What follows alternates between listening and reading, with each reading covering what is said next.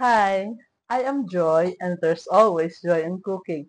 Today we will make something delicious and namit and delicious. And just call it baked prawns. Prawns. So I have here prawns. No, I have 7 prawns. One for you, one for you, one for you, and for all for me. Okay, so the first thing, tapos-tapos ng obrahon nini, is we'll make some roux. Roux is cream sauce, no, to make it easy for us to bake it. So we need some butter, we need evaporated milk, we need cream, and Maya cornstarch. No? For the topping, no, we will have breadcrumbs, we have Parmesan cheese, and we will have parsley. Okay? And then we have some cheese sticks. Okay? These cheese sticks are cut into this size. And then they would be put in the white sauce para magnamit, no? So you have just to cook all of this together, butter, and then flour, and then milk, and then cream over low to medium flame in a thick saucepan. So once cooked, this will be the output. Yan. Okay? So we will start. How do we start? You need a sharp fillet knife. And then you need a sharp scissors. And then you will need also baking pan with parchment paper.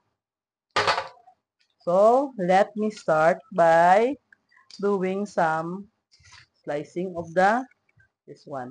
So I will cut this one.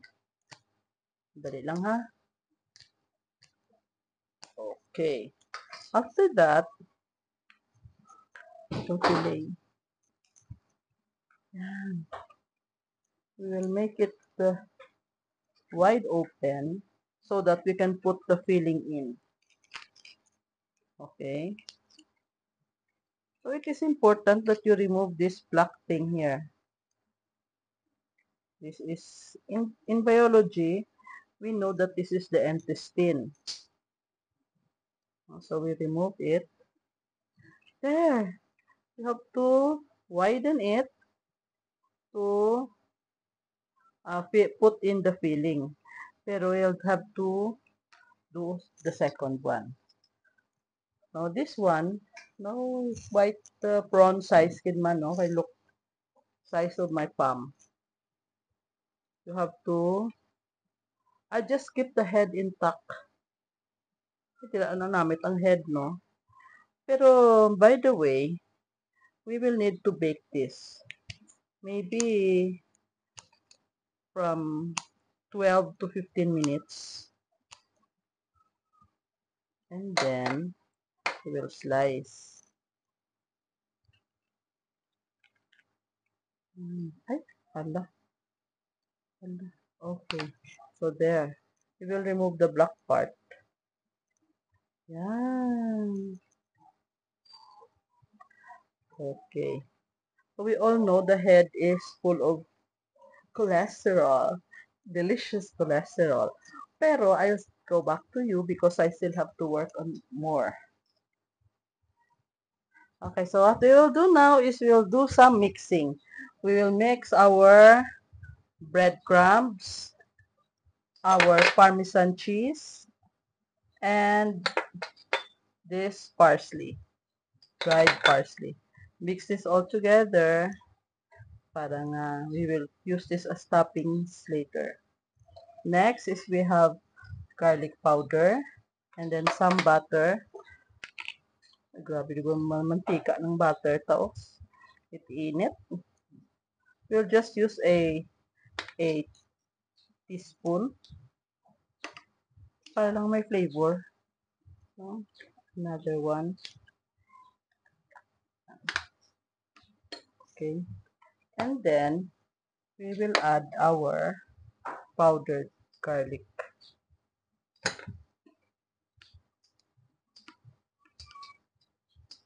Ay, kulang akong one. Kulang akong butter. I want to use chutay lang nga butter because this is very rich food. Okay. Okay, dali lang.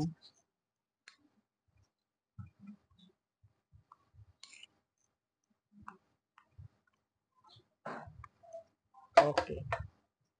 So we have here our pan. Our pan is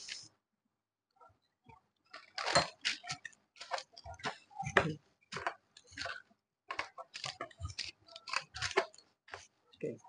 So we will lay our prawns here.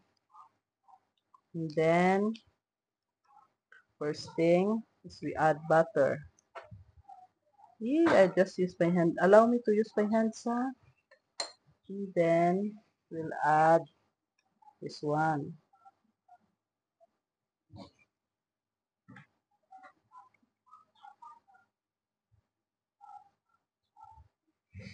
Okay, and then add our breadcrumbs with Parmesan cheese and parsley. And then this is ready for baking. Now, so I have to make another one. May iban nga daw dako, may iban nga daw hindi bang dako.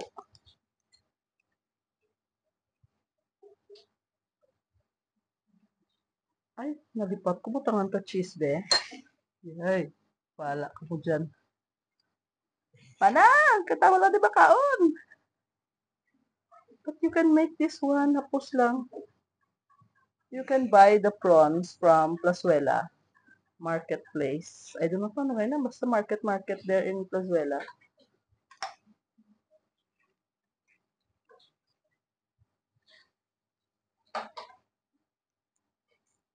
Yan.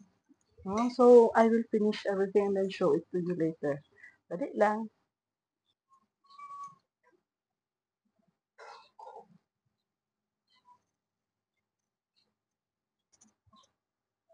So, these are our prawns that are ready for the oven. No? Diba? Isn't it that they look delicious? Once they become orange and once the toppings are already brown, then it is ready. So, dali lang. So, here, this just came out of the oven. Init pa siya. And then, I will show it to you later. Dali lang, gina.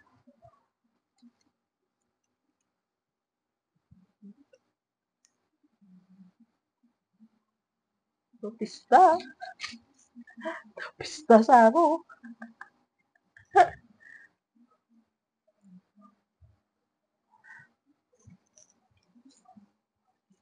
It is nice that we use parchment paper.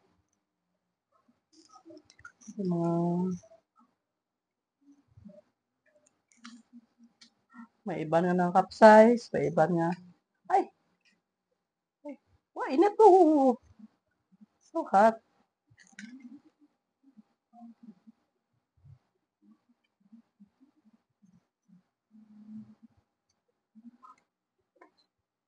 So here is our baked prawn. So let us have to enjoy this. So thank you for watching. Kaunta everyone.